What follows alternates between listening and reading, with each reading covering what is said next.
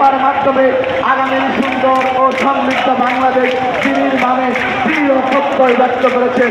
প্রিয় বন্ধুগণ, আজকে সমাবেশে মিছিল আসবে, মিছিল আসতে থাকবে, মিছিলে বলে যাবে এই পল্টনের প্রান্ত।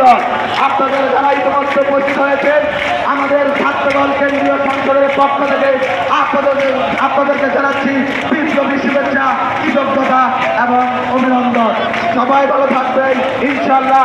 আজকের এই সমাবেশ পুরো ইতিহাস ছাড়িয়ে যাবে। আজকের এই সমাবেশ সারা বাংলাদেশকে আলোকিত করবে ইনশাল্লাহ।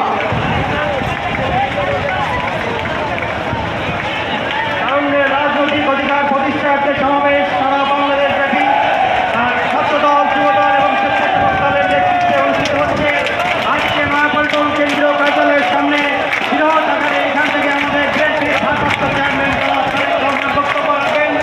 আগামী দিনে বিএনপি ক্ষমতায় আসলে তারেক রহমান প্রধানমন্ত্রী হলে এদেশের তরুণ সমাজের জন্য উনি কি করতে চান, তরুণদেরকে উৎসাহ দেখতে চান, আগামী দিনের সাম্য এবং মানবিক বাংলাদেশ নির্মাণে এই তরুণ সমাজের কি ভূমিকা থাকবে, আর বিএনপি ক্ষমতায় আসলে তারেক রহমান প্রধানমন্ত্রী হলে উনি কি করবেন, সেই বক্তব্য, সেই ঘোষণা উনি এই মঞ্চ থেকে দেবেন।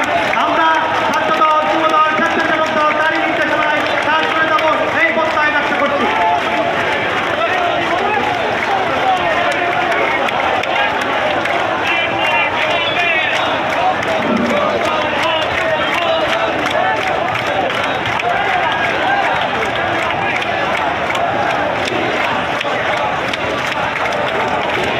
আজকের এই ঐতিহাসিক পল্টন ময়দানে